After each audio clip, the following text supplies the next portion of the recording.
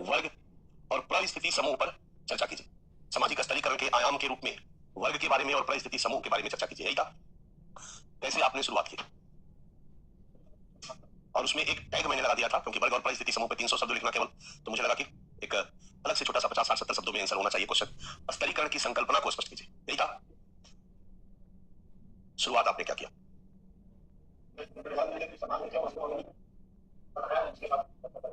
अब इसके लिए हम लोगों को भूमिका देना जरूरी है या नहीं जरूरी है, बताइए।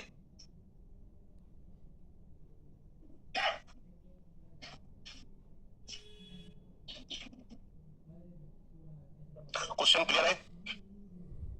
आंसर पार्ट 1 में क्या रहेगा, बोलिए। भूमिका, भूमिका क्या देंगे? यहां ऐसा नहीं लगता है कि जब चूंकि पूछा है कि स्तरीकरण की संकल्पना को स्पष्ट कीजिए, तो यहां भूमिका की कोई जरूरत नजर नहीं आ रही है। सीधे स्तरीकरण से हम हिट कर सकते हैं क्वेश्चन को। और बार बार मैंने कहा है कि यूपीएससी में आपके लिए भूमिका कोई आवश्यक शर्त नहीं है। एक अच्छी शुरुआत होनी चाहिए, निष्कर्ष का कोई औचित्य नहीं है। निष्कर्ष मतलब एक अच्छा अंत, क्योंकि 150 शब्द, 200 शब्द, 250 शब्द, 300 शब्द में जहां आंसर लिखना हो, वहां भूमिका अपने स्वाभाविक अर्थ में जब लिखोगे ना, निष्कर्ष अपने स्वाभाविक अर्थ में लिखोगे तो रिपीटेशन होगा। अब एनसीईआरटी में होता है ना भूमिका या प्रस्तावना, उसमें क्या लिखा रहता है? जो आगे के चैप्टर में लिखा जाने वाला है उसी को संक्षेप में लिखा रहता है। और उपसंहार या निष्कर्ष में क्या होता है? जो हम लिख कर आए हैं उसका संक्षेप में निष्कर्ष कर दिया जाता है। अब 150-200 शब्द में 2-2 बार अगर लिखोगे तो रिपीटेशन नहीं होगा, क्योंकि जो पूछा गया है उसी के बारे में लिखने के लिए आपके पास शब्द कम पड़ रहे हैं। इसलिए हम लोगों ने हमेशा इस बात को ध्यान में रखा है आंसर राइटिंग में कि यूपीएससी के लिए जहां मैक्सिमम 300 शब्दों में आंसर है, चाहे जीएस में हो चाहे ऑप्शनल में हो, भूमिका का मतलब होता है एक अच्छी शुरुआत और निष्कर्ष का मतलब होता है एक अच्छा अंत। ऐसा न लगे कि आपकी कॉपी छीन ली गई हो, आपका आंसर अधूरा हो, आपका आंसर पूरा नहीं हुआ। इसलिए यहां प्रश्न का नेचर ऐसा है कि हम सीधे स्तरीकरण के अर्थ पर हिट कर सकते हैं, और इसी में हम एक शब्द, 2 शब्द, 3 शब्द, 4 शब्द, 5 शब्द का प्रयोग कर सकते हैं। मानव समाज की एक प्रमुख विशेषता के रूप में स्तरीकरण का तात्पर्य, मानव समाज की 3 शब्द, एक प्रमुख विशेषता 6 शब्द के रूप में 9 शब्द, इसमें हमने एक्स्ट्रा डाला और सीधे स्तरीकरण के तात्पर्य पर आ गए और हमने स्तरीकरण के अर्थ को बता दिया। यही करेंगे ना, तो हम सबसे पहले स्तरीकरण के अर्थ को बता देंगे। 50 शब्द, 60 शब्द, 70 शब्द तक जाते जाते स्तरीकरण के बारे में हमारी चर्चा खत्म हो जानी चाहिए थी, और फिर हम पहला चेंज करके स्तरीकरण के आयामों की चर्चा करेंगे। हम कहेंगे कि चूंकि स्तरीकरण एक प्रकार का सामाजिक असमानता ही है या ना, सामाजिक असमानता का ही व्यवस्थित रूप है, और ये व्यवस्थित रूप किस आधार पर दिया जाता है? कोई बोलेगा सामाजिक मूल्यों के आधार पर। वेरी गुड, सामाजिक मूल्यों के आधार पर सामाजिक असमानता को व्यवस्थित तरीके से ऊंच नीच के क्रम में सजाया जाता है। आर्थिक असमानता आज के 100 साल पहले के भारत में भी थी, लेकिन 100 साल पहले के भारत धर्म प्रधान भारतीय समाज था। धार्मिक और आध्यात्मिक मूल्य प्रमुख सामाजिक मूल्य थे। भौतिक सफलता भारतीय समाज के प्रमुख मूल्यों में शामिल नहीं था, इसलिए आध्यात्मिक सफलता में जो ऊपर था समाज उसको ऊपर रखता था, आध्यात्मिक सफलता में जो नीचे था समाज उसको नीचे रखता था। यही कारण था कि जातीय स्तरीकरण व्यवस्था परंपरागत भारतीय समाज की प्रमुख स्तरीकरण व्यवस्था थी, जहां गरीब होते हुए भी ब्राह्मणों को ऊपर रखा जाता था, क्योंकि वो समाज में भौतिक सफलता, धन महत्वपूर्ण नहीं था। वेद का ज्ञान अगर आपके पास है तो समाज में ऊंचा स्थान आपको दिया जाएगा, चाहे आप गरीब हो चाहे अमीर। बट आज भौतिक सफलता हमारे आज के समाज का प्रमुख मूल्य है, और इसी मूल्य के आधार पर समाज हमारा आपका मूल्यांकन करता है। और जिसके पास करोड़ों का बैंक बैलेंस है, बड़ा बंगला है, कार है, टीवी है, फ्रिज है, जो भौतिक सफलता के लक्ष्य को प्राप्त किया है, समाज मूल्यांकन करके उसका स्थान ऊंचा करता है नहीं, और जो इसमें पीछे है उसको नीचे रखता है। यही कारण है कि अधिक अमीर और उच्च वर्गीय लोग आज समाज में ऊंचा है, भले हो जातीय सोपान में नीचे की जाति के, कोई फर्क नहीं पड़ता है। और यदि कोई गरीब है, स्लम्स में रहता है, खाने को नहीं है, भले वो ब्राह्मण है, आज के समाज में उसको नीचा रखा जाएगा। यानी समाज में मूल्यों में परिवर्तन आया तो स्तरीकरण का स्वरूप भी बदल गया, स्तरीकरण का आयाम भी बदल गया। इसका मतलब है कि स्तरीकरण असमानता का व्यवस्थित रूप है, जहां व्यवस्थित तरीके से असमानता को ऊंच नीच के क्रम में समूहीकरण कर दिया जाता है, श्रेणीबद्ध कर दिया जाता है, और ये काम सामाजिक मूल्यों के आधार पर किया जाता है। और चूंकि अलग अलग समाज के सामाजिक मूल्य अलग अलग होते हैं, इसलिए सामाजिक स्तरीकरण के आयाम भी, स्वरूप भी अलग अलग समाजों में अलग अलग। सामाजिक स्तरीकरण के कई आयामों की चर्चा की जाती है। लिंग, जाति, प्रजाति, जाति, वर्ग, परिस्थिति समूह, इनमें वर्ग और परिस्थिति समूह प्रमुख है। और फिर हम लोग आ जाएंगे वर्ग के अर्थ पर, स्तरीकरण के आयाम के रूप में वर्ग का अर्थ बता देंगे, और फिर परिस्थिति समूह का अर्थ बता देंगे। राइट। निष्कर्ष देते समय ये जरूर लिखेंगे कि आधुनिक औद्योगिक समाजों में परिस्थिति समूह से अधिक वर्ग का महत्व अधिक है या नहीं है, अधिक है या नहीं है, यही आंसर। तो 50 से 60 शब्द स्तरीकरण की संकल्पना वाले पाठ में, यहां हम भूमिका नहीं देंगे। पार्ट 1 में हम स्तरीकरण की संकल्पना के बारे में बताएंगे का अर्थ, 50 से 60 शब्द। इसके बाद हम स्तरीकरण के आयाम की चर्चा 20 शब्दों में करेंगे। तभी तो हम आयाम में, आखिर आयाम मतलब क्या, what is the meaning of dimension of stratification, क्या मतलब होता है इसका, क्लियर करना जल्दी होगा ना। तो हम स्तरीकरण के आयाम की चर्चा, ठीक है, के साथ, अब हम इसको पार्ट 2 में अलग अलग नहीं कर रहे हैं, स्तरीकरण के आयाम की चर्चा के साथ वर्ग का अर्थ चलेगा। स्तरीकरण के आयाम की चर्चा चूंकि हम लोग कर चुके हैं, तो तीसरे में हम कर देंगे परिस्थिति समूह का अर्थ। अब यहां पर हम 100 शब्द दे दिए और यहां पर हम 100 शब्द दे दिए, बाकी बचा 40 शब्द। तो हम यहां पर सीधे पार्ट 4 में करते हैं निष्कर्ष। बोलो 40 शब्द, यही आंसर का बेस्ट फ्रेमिंग होगा, चलेगा। अब निष्कर्ष 40 शब्द में हम लिखेंगे क्या, हमारे पास 2-3 ऑप्शन है लिखने का। एक अभी मैंने कहा कि हम कह सकते हैं कि आज के समाज में परिस्थिति समूह की तुलना में वर्ग स्तरीकरण के आयाम के रूप में महत्वपूर्ण है। 10-12 शब्द इसमें भी लग जाएगा, खत्म हो जाएगा इसमें। और कुछ लिख सकते हैं एक लाइन में, दिमाग में आ रहा कुछ लिखने, पहले क्या लिखना है समझ लो, बाद में संक्षिप्तीकरण करके उसको 10 शब्द में करना है, 20 शब्द में करना है, 25 शब्द में करना है, वो तो फिर आपकी राइटिंग स्किल पे डिपेंड करता है। बट क्या बात हमें लिखना है, ये हम लोगों को डिसाइड करना है, क्या लिखो। दोनों के मध्य संबंध तो नहीं लिख सकते हम लोग, ये तो हमने दिख ही दिया बच्चा।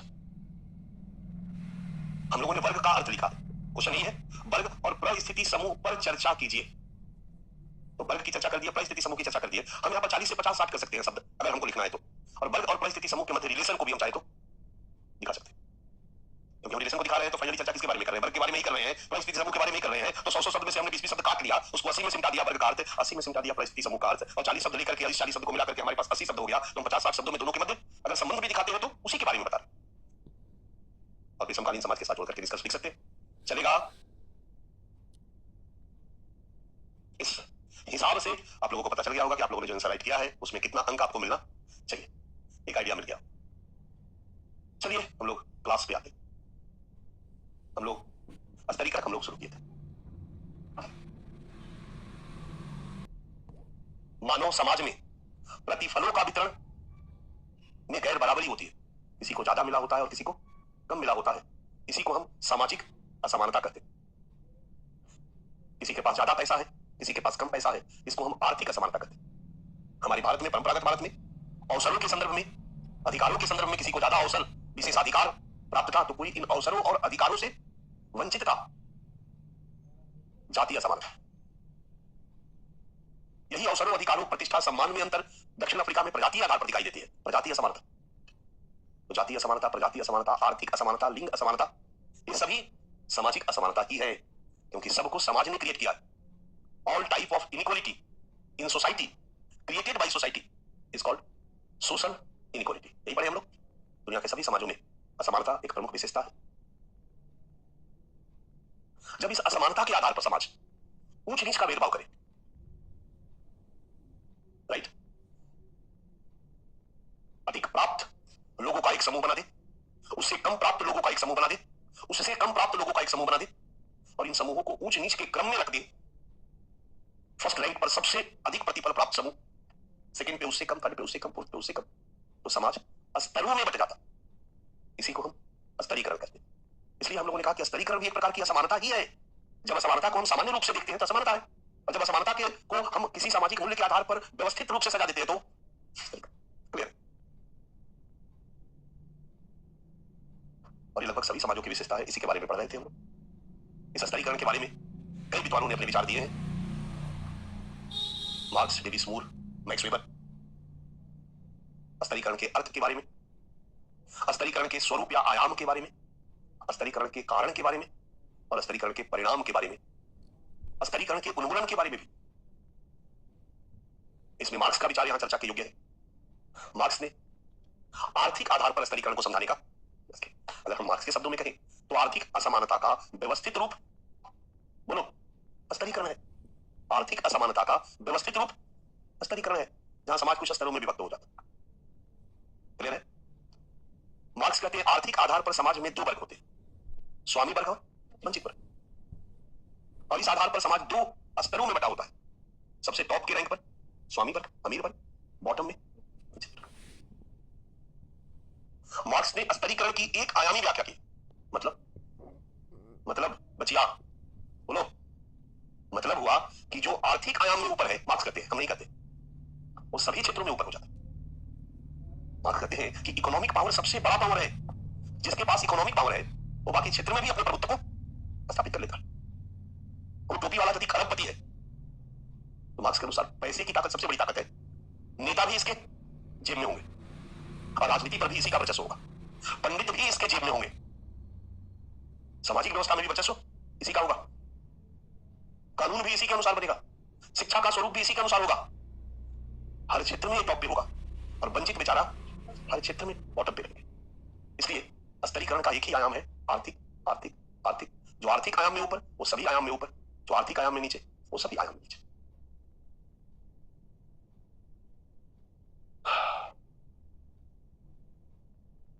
फिर मार्क्स ने कहा कि यह व्यवस्था परमानेंट नहीं है,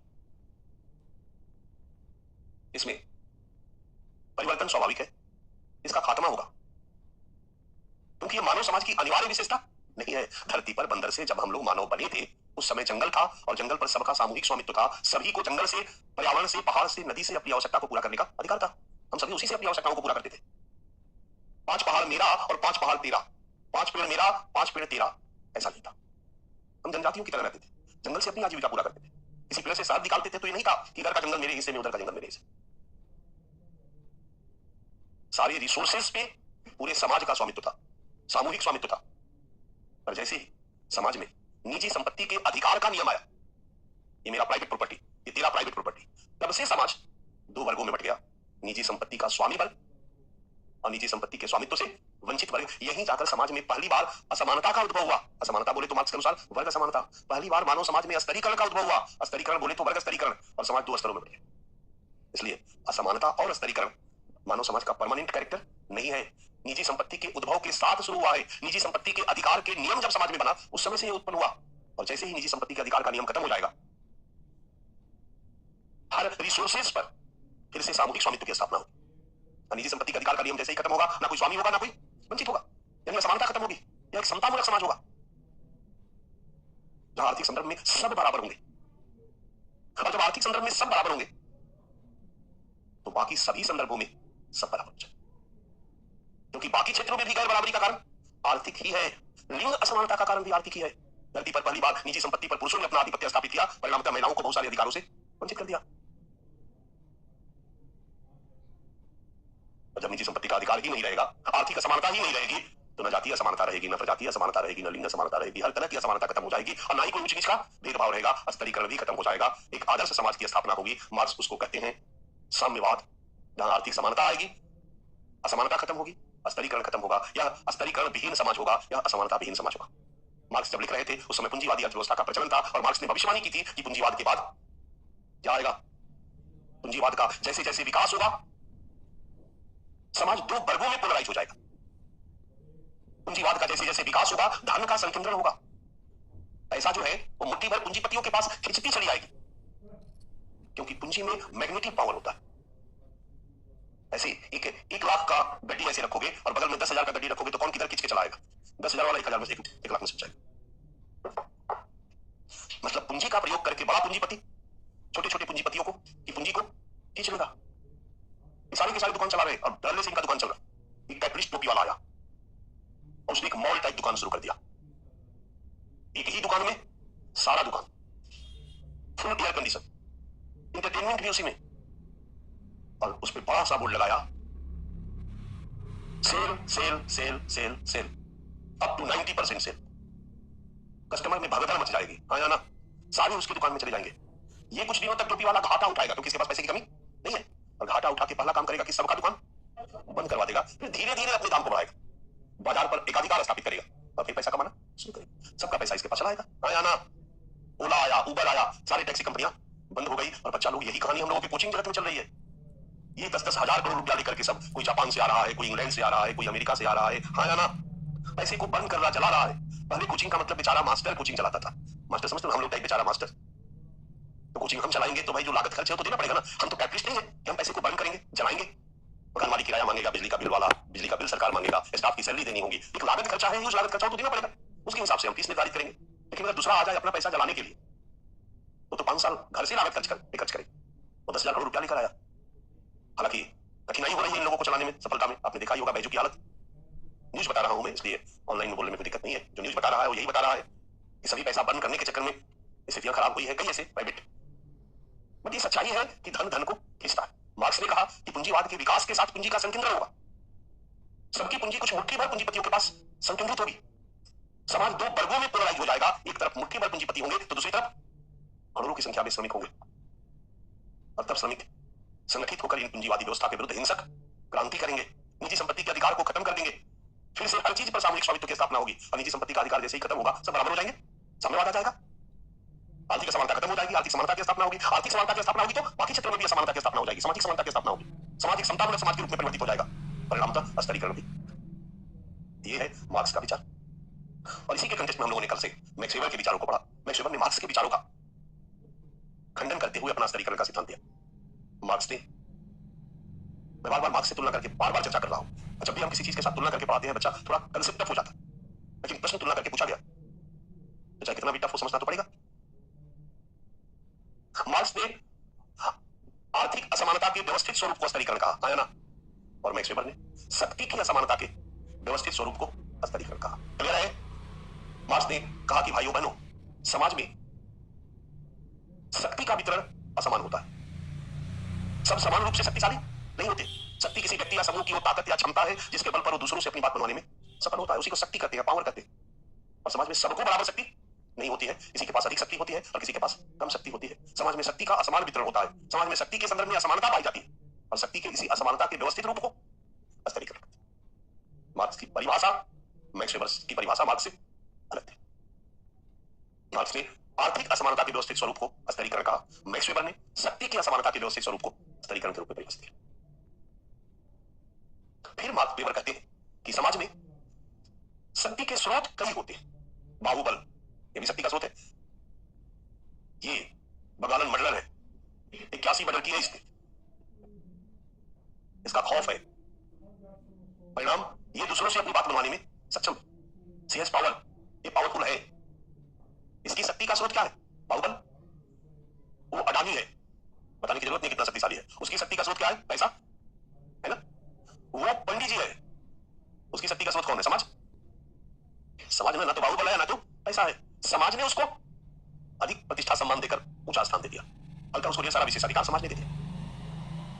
मैक्स वेबर ने कहते हैं कि शक्ति के कई स्रोत होते हैं, आर्थिक, सामाजिक, ठीक है। और बाहुबल वाली चर्चा मैंने आपको बता दी, जो बाद में विद्वानों ने कहा। मार्क्स ने 3 स्रोतों की चर्चा की है। ध्यान दीजिएगा, इस पॉइंट पे आलोचना हो सकती है ना कि मार्क्स ने शक्ति के 3 ही स्रोत बताए, बल्कि शक्ति के कई अन्य स्रोतों की उन्होंने आज देखोगे वेबर ने शक्ति के 3 स्रोत बताए, सॉरी, और कई स्रोतों की उपेक्षा की। आज नॉलेज पावर भी बहुत बड़ा पावर है ना? है कि नहीं? जापान एक पिद्दी सा देश है, पिद्दी समझते हो? और अमेरिका भी आमने सामने अमेरिका से बात करता है, हाँ या ना? किस बल पर? Knowledge power. टेक्नोलॉजिकल डेवलपमेंट इतना ज्यादा है, टेक्नोलॉजिकल नॉलेज इतना ज्यादा है कि नॉलेज के ही बल पर पैसा भी हो खींच लेता है। और वहीं एक और पिद्दी सा देश है नॉर्थ कोरिया, वहां एक मोटा सा आदमी है, नाम सुने हो? क्या नाम है? किम जो। उससे भी लोग डरते क्योंकि कहता है बस ब्रीफकेस लेके चलता हूं, मैं दबा दूंगा, ज्यादा बोले तो दबा दूंगा, उड़ जाओगे सब। एक तरह से बाहुबल यू कैन से। तो नॉलेज पावर भी आज के डेट में शक्ति का एक बहुत बड़ा स्रोत है। ख्याति भी नहीं, वो भी शक्ति का एक बहुत बड़ा स्रोत है। मैं कल से यहां यूट्यूब पर एक क्लास लेना शुरू करता हूं। पता है मेरे यूट्यूब पे कुछ कुछ बच्चे क्लास काट काट के डालते हैं, देखते होंगे, बट कोई देखने वाला नहीं है। क्योंकि ज्ञान की बात कौन देखेगा यार? यूट्यूब पे व्यूज तो उसमें ज्यादा बढ़ता है जहां ज्ञान छोड़ के सब हो।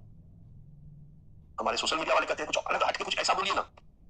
हर आदमी का अपना स्वभाव होता है, ये तो हमें भी पता होता है, हमें भी पता होता है। कल मैं यूट्यूब पे एक साड़ी पहन के पढ़ा दूं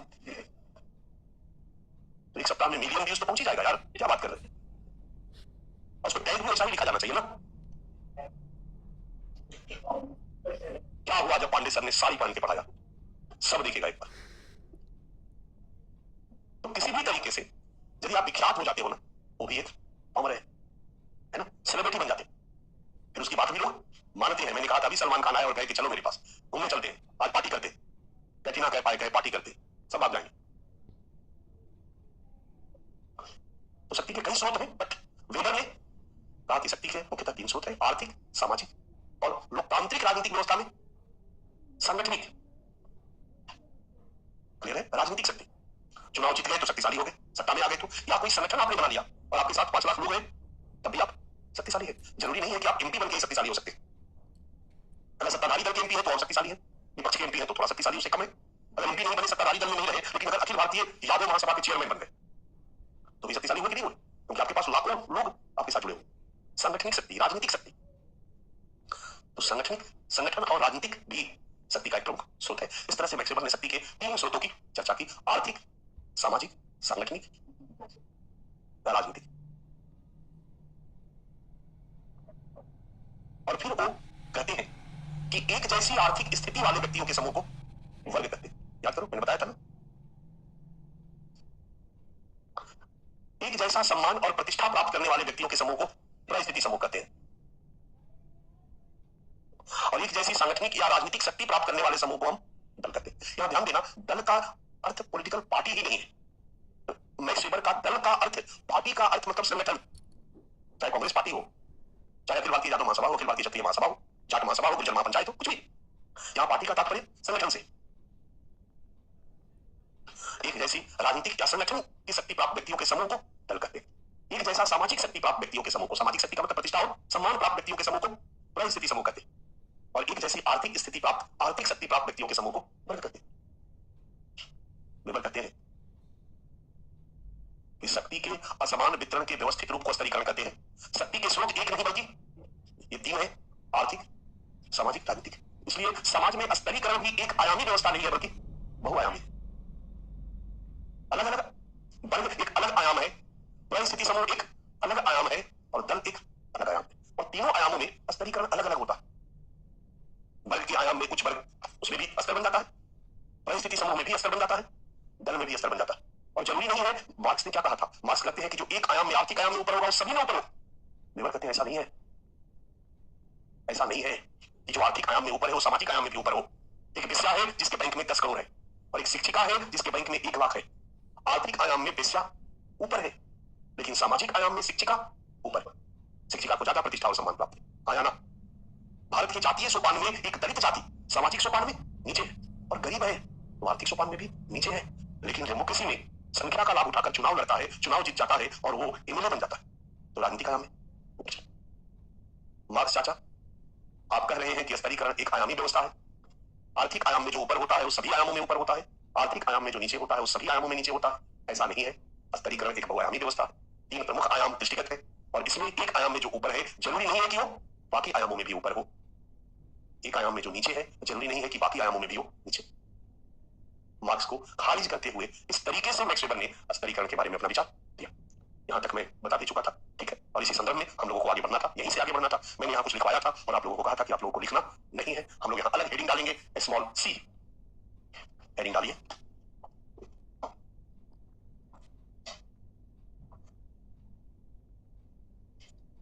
सी को हेडिंग को पढ़िएगा तो कुछ समझ आएगा।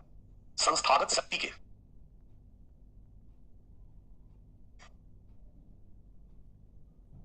उपरोक्त स्रोतों के आधार पर, जैसे स्लाइड में है, नीचे एरो देकर अंडरलाइन एरो, उसी तरीके से लिखिए। संस्थागत शक्ति के उपरोक्त स्रोत, कितने स्रोत हैं? 3, आर्थिक, सामाजिक। उपरोक्त स्रोतों के आधार पर नीचे एरो देकर लिखिए, जैसे लिखा हुआ है स्तरीकरण, सामाजिक स्तरीकरण के आयाम, सामाजिक स्तरीकरण के आयाम। जो पीछे मैंने लिखवाया था, हमसे उसी को व्यवस्थित कर दे रहा हूं, इसलिए मैंने कहा था लिखिए नहीं। स्तरीकरण के आयाम, नीचे की तरफ एरो, अंडरलाइन करो, नीचे की तरफ एरो। तो क्या लिखोगे? लिखो, एरो के ठीक पॉइंट पे लिखो 3 आयाम। मैं स्ट्रक्चर का मतलब हुआ कि 10 महीने बाद भी पढ़ो तो समझ में आ जाए। 3 आयाम, 3 आयाम को अंडरलाइन करके ऐसे बनाओ। हम लोग बना चुके, आपके दिमाग में है, मैं समझा चुका। पहला आयाम आर्थिक, दूसरा सामाजिक, और तीसरा संगठनिक और राजनीतिक। वही आयाम जो हमने दिखाया, ठीक है। और इन तीनों के आधार पर स्तरीकरण के 3 आयाम कौन है? आर्थिक आधार पर वर्ग, आर्थिक आधार पर वर्ग। अगला सामाजिक आधार पर परिस्थिति समूह, स्टेटस ग्रुप।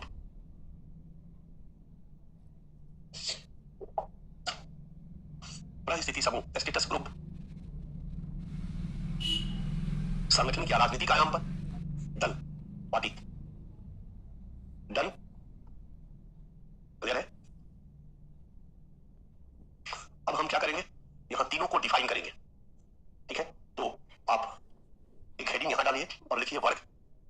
ऐसे एक नंबर स्तरीकरण का पहला आयाम, एक नंबर वर्ग, वर्ग क्लास अंग्रेजी में। इसको अंडरलाइन कर दो बच्चा, डैश देकर लिखो, व्यक्तियों का एक ऐसा समूह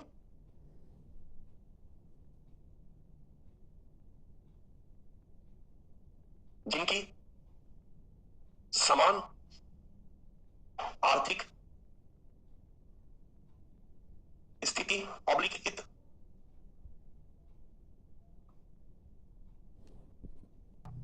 एवं या नहीं एवं जीवन अवसर प्राप्त होते हैं।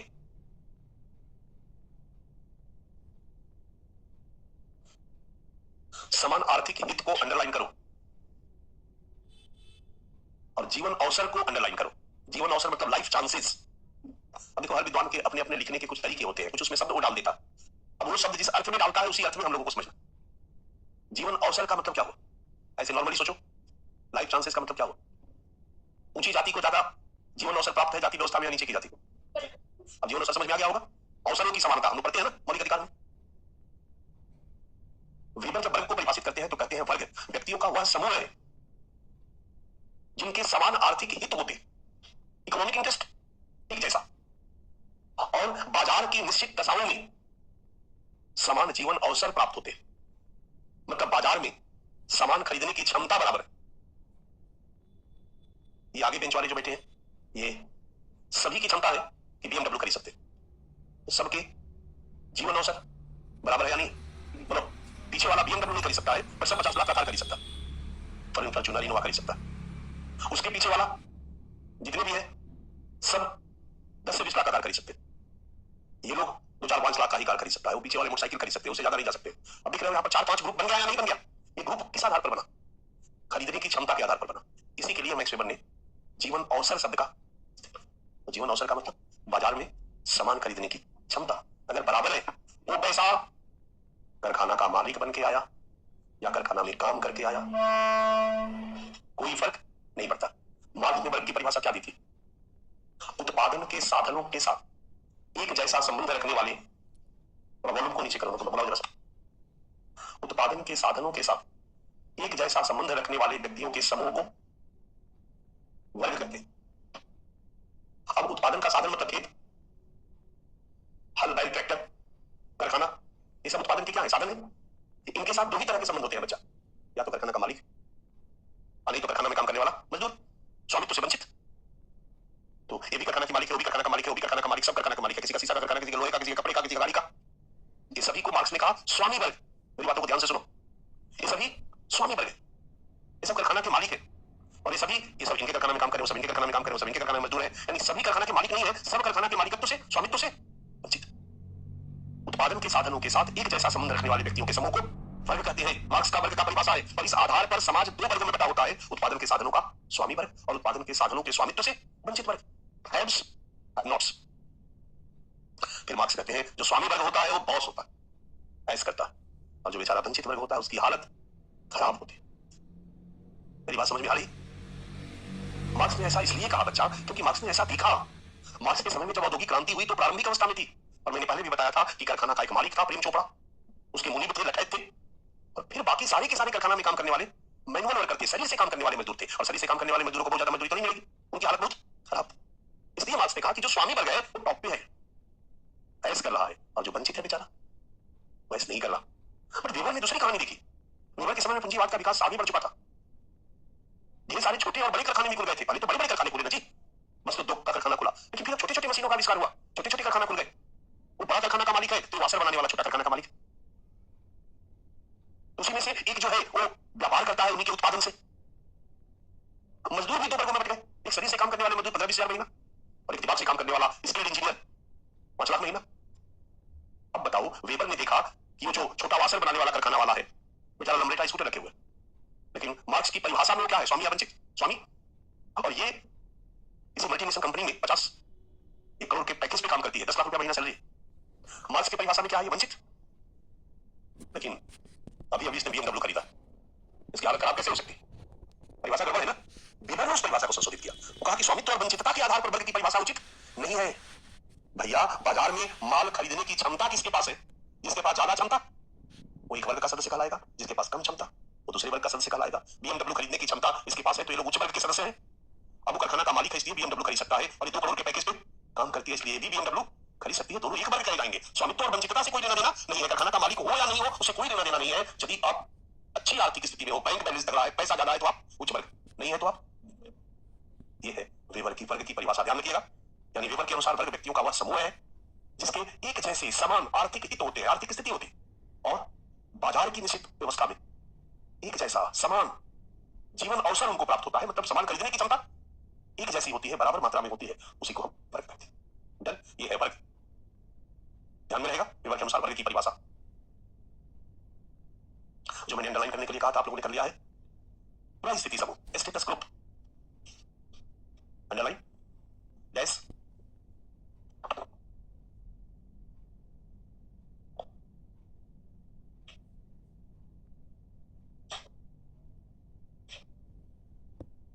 वेबर कहते हैं कि केवल पैसे के आधार पर ही समूह नहीं बनता है। अधिक पैसा वाला एक समूह, कम पैसा वाला एक समूह, बिना पैसा वाला एक समूह, बल्कि प्रतिष्ठा और सम्मान में अंतर के आधार पर भी समूह का निर्माण हो सकता है। वे लोग जिनको समाज बहुत ज्यादा प्रतिष्ठा और सम्मान देता है वो एक अलग समूह हो गए, एक को कम प्रतिष्ठा और सम्मान देता है वो सारे के सारे एक समूह में आ जाएंगे। कुछ ऐसे हैं जिनको बहुत प्रतिष्ठा और सम्मान बहुत निम्नतर है, वो सारे एक समूह में आ जाएंगे। और ऐसे समूह को मैक्स वेबर ने क्या नाम दिया? स्टेटस ग्रुप, स्थिति समूह। गैस व्यक्तियों का ऐसा समूह जिनको व्यवसाय, निर्जातीयता, धर्म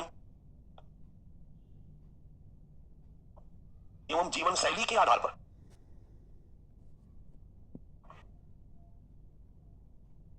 समाज द्वारा एक जैसा प्रतिष्ठा एवं सम्मान दिया जाता है।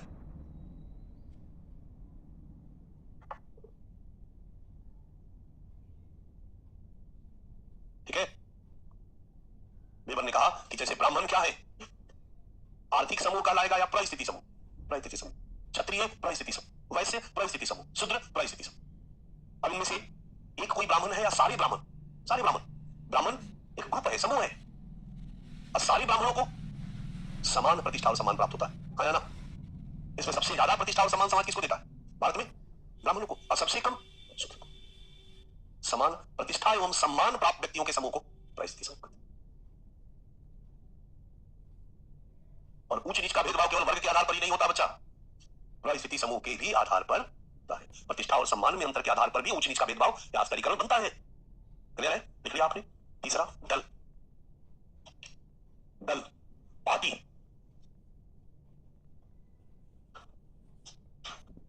डैश अंडरलाइन डैश, व्यक्तियों का एक संगठित समूह जिनको समान, समान मतलब एक जैसा, बराबर सांगठनिक शक्ति प्राप्त होती है।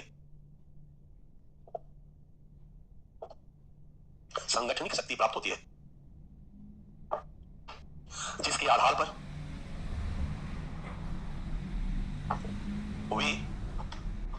वे अपने सदस्यों के हितों के पक्ष में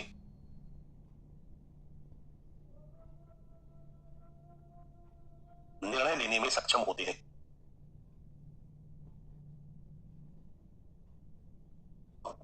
निर्णय लेने में सक्षम होते हैं। चलेगा? किस तरह से मैक्स वेबर ने स्तरीकरण के 3 आयामों की चर्चा की। वर्ग आर्थिक आधार पर, परिस्थिति समूह सामाजिक आधार पर, और दल संगठन या राजनीतिक आधार। और उन्होंने कहा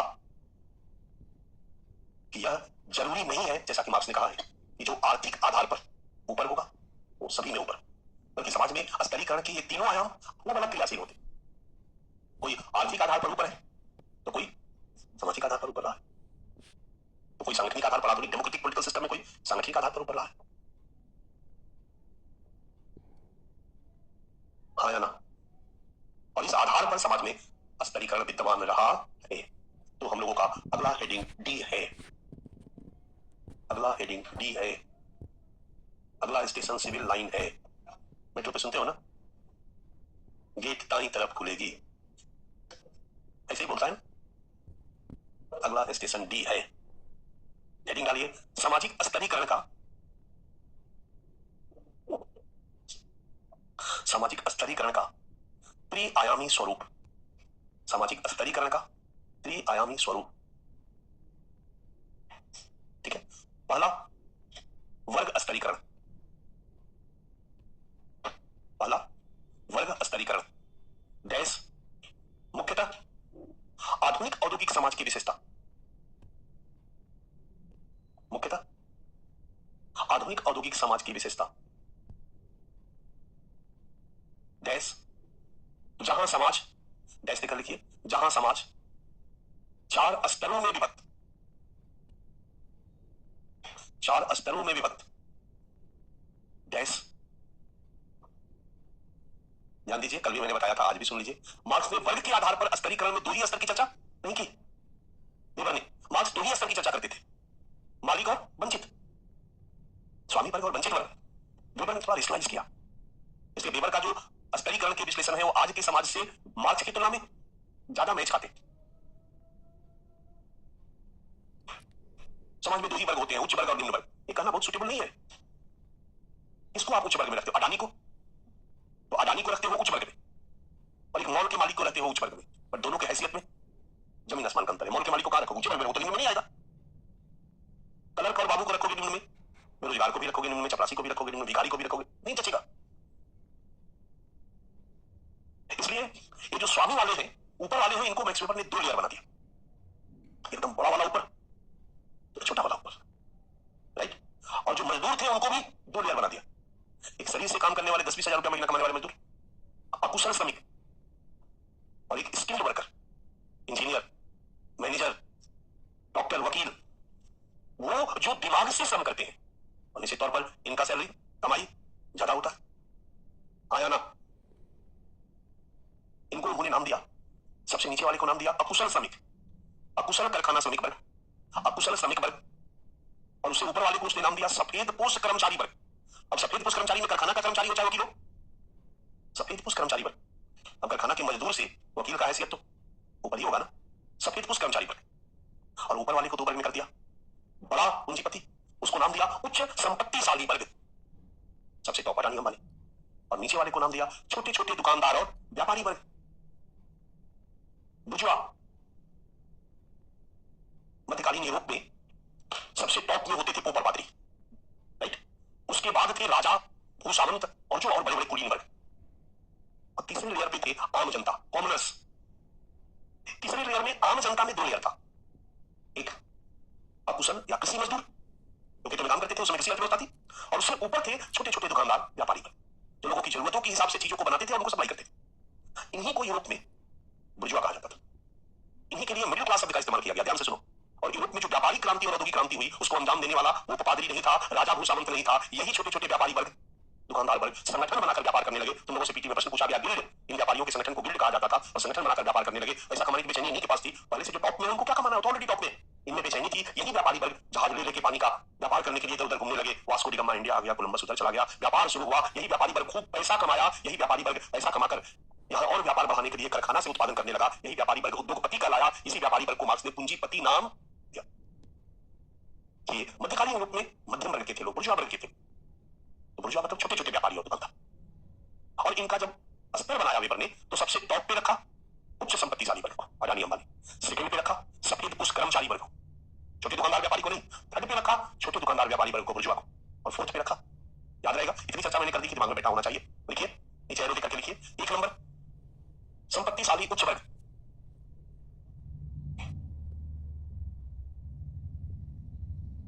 दूसरा सफेद पोष कर्मचारी वर्ग,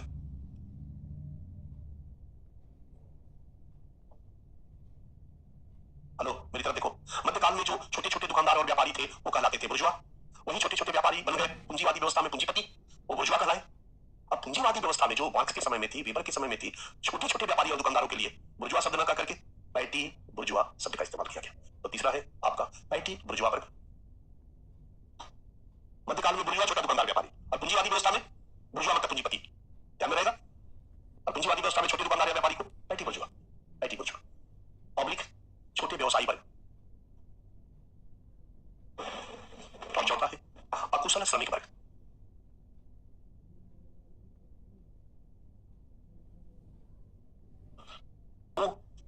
आधारित स्तरीकरण, 2 नंबर पॉइंट, परिस्थिति समूह आधारित स्तरीकरण।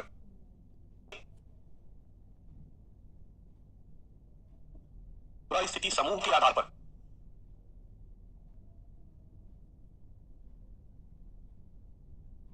दो स्तरीकरण व्यवस्था की चर्चा की। नंबर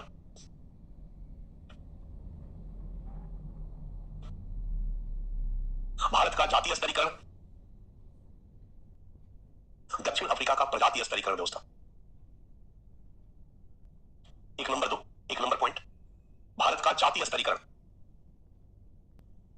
मुख्यतः परंपरागत भारतीय समाज की विशेषता। आधुनिक या परंपरागत? परंपरागत भारतीय समाज की विशेषता, जहां जहां समाज 4 स्तरों में विभक्त। 1 नंबर, 2 नंबर, रोमन में दे देना 1 नंबर 2 नंबर, या एबीसी कर दो। ब्राह्मण, दूसरा क्षत्रिय, तीसरा वैश्य, और चौथा लेयर शूद्र। समाज का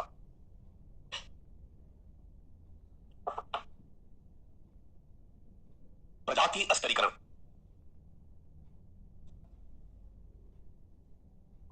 परंपरागत दक्षिण अफ्रीकी समाज की विशेषता, मुख्यतः परंपरा 4 स्तरों में विभक्त। 4 स्तरों में विभक्त। 1 नंबर, इसमें 1 नंबर में रोमन में दे सकते हो, जैसा भी दो। 1 में रोमन को दोगे तो इसे नॉर्मल में श्वेत लोग, श्वेत गोरे व्हाइट, श्वेत लोग। 2 नंबर एशियाई लोग, एशिया वाले सांवले सांवले। 3 नंबर अश्वेत ऑब्लिक काले अफ्रीकी लोग। और चौथा, ये साउथ अफ्रीका के नहीं है, चौथा वाला जो लेयर है, वेबर ने पाया कि दक्षिण अफ्रीका के समाज में रंग के आधार पर स्तरीकरण है। ये सामाजिक स्तरीकरण का पार्ट है, क्योंकि रंग के आधार पर गोरे लोगों को ज्यादा प्रतिष्ठा और सम्मान दे रहा है समाज, सांवले लोगों को गोरे से कम है, बट काले की तुलना में थोड़ा ज्यादा प्रतिष्ठा और सम्मान है। और काले को सबसे कम है। काला में भी 2 तरह के काले, एक मूल दक्षिण अफ्रीका वाले काले लोग, उसी देश के हैं तो स्वाभाविक सी बात है कि उनको थोड़ा अधिकार सम्मान ज्यादा होगा। और एक वे काले जो अफ्रीका के, दक्षिण अफ्रीका से अलग देशों से, यानी अफ्रीका के अलग देशों से आए। और अफ्रीका दक्षिण अफ्रीका के अलग देशों के जो ऊपर के देश है, युगांडा रवांडा, वहां पर तो लाल लाल टाइप के लोग होते हैं, तांबा कलर के लोग होते हैं। दिल्ली में भी देखोगे आप, नाइजीरियन को देखो, अलग अलग रंग देख करके एक एकदम काला रहेगा। देखो, देखो, ध्यान दिया कभी, ध्यान देना कभी, एकदम काला, उसका त्वचा जो होगा एकदम काला होगा, और एक लाल टाइप का काला होगा। वेबर ने चौथे स्तर पर उनको कहा, क्योंकि बाहर वाले जो काले हैं ना, उनको वहां कम प्रतिष्ठा और सम्मान था, और चौथे वाले को कलर्ड पीपल, क्योंकि अंग्रेजी की किताब हार्लम्बस में इसको कलर्ड पीपल लिखा गया है, और उसका हिंदी में, हिंदी करना कठिन था, रंगीन आदमी, कैसे खराब लगेगा, अर्थ का अनर्थ हो जाएगा बच्चा, इसलिए कलर्ड पीपल ही लिख देना, कलर्ड लोग, कलर्ड पीपल। चलेगा। स्तरीकरण के 2 आयामों के आधार पर 2 प्रकार के स्तरीकरण व्यवस्था। और तीसरा है, लिखो, दल आधारित स्तरीकरण। दल आधारित स्तरीकरण, दल आधारित स्तरीकरण आधुनिक लोकतांत्रिक समाजों की विशेषता, परंपरागत समाज की नहीं, आधुनिक लोकतांत्रिक समाजों की विशेषता।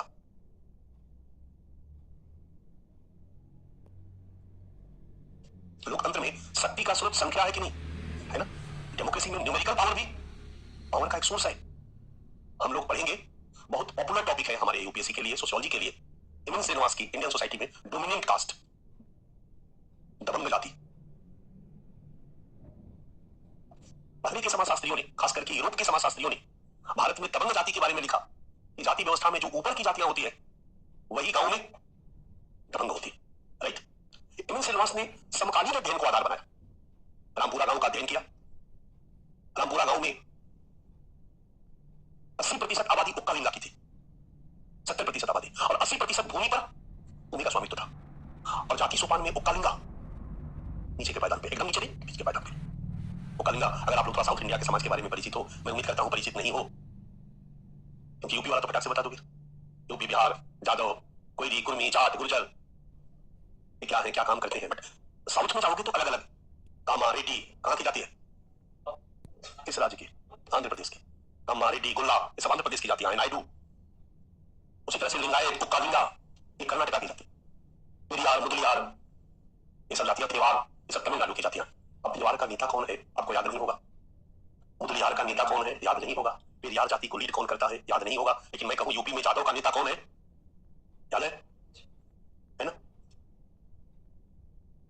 कुर्मी का नेता बिहार में कौन, कहोगे नीतीश कुमार। यादव का नेता कौन, लालू प्रसाद यादव, उनके बच्चे, है ना। बट वहां पर, वहां का कास्ट पॉलिटिक्स का समीकरण तो थोड़ा सा आएगा, एक जगह मैं बताऊंगा, साउथ घुमा दूंगा। हमारे बच्चों का साउथ कमजोर है और हमारे बच्चों का नॉर्थ ईस्ट कमजोर है, इसलिए मैं अलग से यूट्यूब पे क्लास दे दिया हूं चार्टो, कि पढ़ लोगे तो नॉर्थ ईस्ट के बारे में एकदम, नॉर्थ ईस्ट मतलब यूपी बिहार टाइप लगेगा, यहाँ भी हम सब जानते हैं और जानना चाहिए। हम सोशियोलॉजी वाले हैं, समाज हमारा विषय वस्तु है, तो कम से कम भारत के सभी पक्षों समाज को जाने समझे। श्रीनिवास जब दबंग जाति के बारे में लिखते हैं तो कहते हैं कि दबंग जाति की किसी गांव में वही जाति दबंग होती है जिनकी संख्या गांव में सबसे ज्यादा, न्यूमेरिकल पावर, जिनका गांव की अधिकांश भूमि पर स्वामित्व हो, आर्थिक शक्ति, और जिनके यहां नेता आए, नेता किनके आएंगे, जिनकी संख्या हो। अब उस जाति के यहां नेता जाएगा जिसका 5 ही वोट हो। गांव में किस जाति के घर पे जाके नेता संपर्क बनाना चाहेगा, विधायक हो, एमपी हो, जिसकी संख्या ज्यादा हो, नेता उसी के पास जाएगा। Political power, numerical power, economic power and political power, ये तीन किसी भी ग्रामीण समाज में किसी जाति विशेष के दबंगई के आधार है। डोमिनेंट कास्ट की डोमिनेंसी इन्हीं 3 आधारों पे है। वो जातीय सोपान में ऊपर होना जरूरी नहीं। उत्तर प्रदेश के कई ऐसे गांव हैं, यादवों के गांव है, 80% आबादी यादव की है कोई माई का लाल जो एक शब्द बोल दे लाठी से बात डालेंगे, हाँ या ना। कई जात गांव कुर्मी गांव के है, कुर्मी की बोलता है कि नहीं। एम एन श्रीनिवास की इस अवधारणा को दीपांकर गुप्ता ने काटा। उसने कहा कि केवल यही 3 नहीं, उन्होंने एक नया कंसेप्ट दिया। उन्होंने कहा कि संगठन भी आधार है।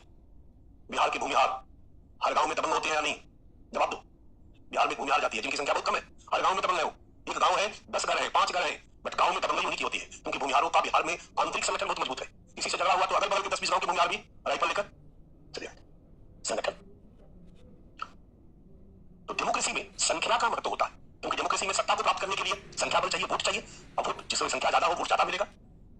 इसको मैक्स वेबर ने आइडेंटिफाई करने का प्रयास किया और संख्या बल को भी उसने एक आधार के रूप में देखा, और इसी आधार पर उसने समाज में कहा कि संख्या भी, संगठन भी शक्ति का एक प्रमुख सूत्र है। और एक जैसे सांगठनिक शक्ति रखने वाले लोगों के समूह को उसने दल कहा, और कहा कि दल के आधार पर भी समाज में स्तरीकरण विद्यमान होता है। पावरफुल दल और बिना पावर वाला दल। दल लिखिए, दल आधारित स्तरीकरण डैश मुख्यतः आधुनिक लोकतांत्रिक समाजों की विशेषता डैश, जहां समाज डैश देकर लिखो, जहां समाज मुख्यतः 2 स्तरों में विभक्त है, जहां समाज मुख्यतः 2 स्तरों में विभक्त है डैश। 1 नंबर सत्ताधारी दल और 2 नंबर सत्ता विहीन दल। लोकतांत्रिक राज्य में वो सभी संगठन जिनकी सरकार है वो ज्यादा पावरफुल होंगे, ऊपर होंगे, और जिनकी सरकार नहीं है वो नीचे होंगे। क्लियर। इस तरीके से मैक्स वेबर ने मार्क्स की एक आयामी स्तरीकरण व्यवस्था के विचार के विपरीत बहुआयामी त्रिआयामी स्तरीकरण व्यवस्था को समझाने का प्रयास किया, और उसने ये कहा कि मार्क्स जो एक आयाम में ऊपर है जरूरी नहीं है कि वो सभी आयाम में ऊपर, लेकिन हाँ ये सभी बिल्कुल अलग अलग नहीं है एक दूसरे से। इसलिए हम लोग एक और हेडिंग डालेंगे, लिखिए स्मॉल ई, आपके सामने स्क्रीन पर है स्मॉल ई। स्तरीकरण के उपरोक्त तीनों आयामों के मध्य संबंध।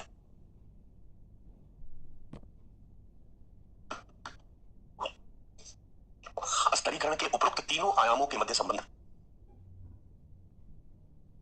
अंडरलाइन नीचे की तरफ एरो, 2 लाइन लिख दो, लिखो जो मैं बोल रहा हूं। मार्क्स के एक आयामी स्तरीकरण व्यवस्था के विपरीत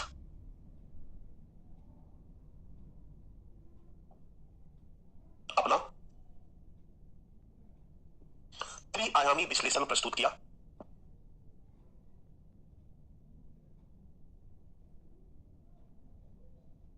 और मार्क्स के विपरीत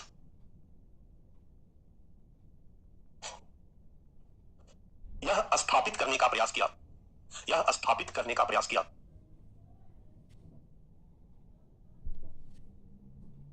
कि समाज में स्तरीकरण के ये तीनों आयाम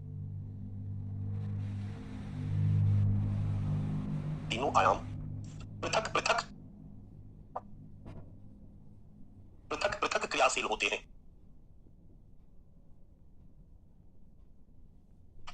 अर्थात जो व्यक्ति एक आयाम में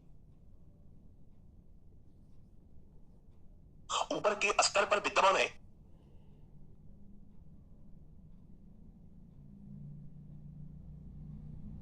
जरूरी नहीं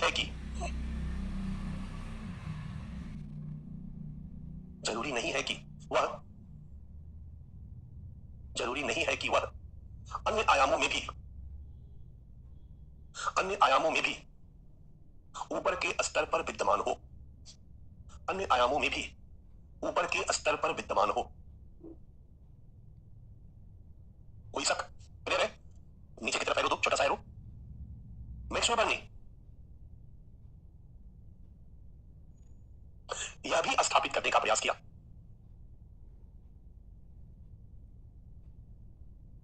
कि स्तरीकरण के उपरोक्त तीनों आयाम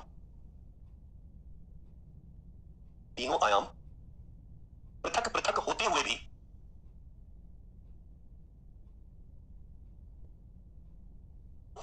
एक दूसरे से संबंधित होते हैं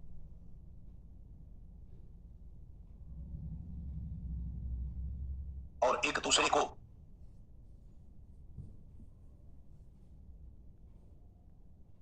परस्पर प्रभावित करते हैं। जैसे डैश, इसमें लिखा हुआ नहीं है लेकिन मैं लिखवा दिया तो जो मैं समझा रहा हूं वो लिखा हुआ रहेगा तो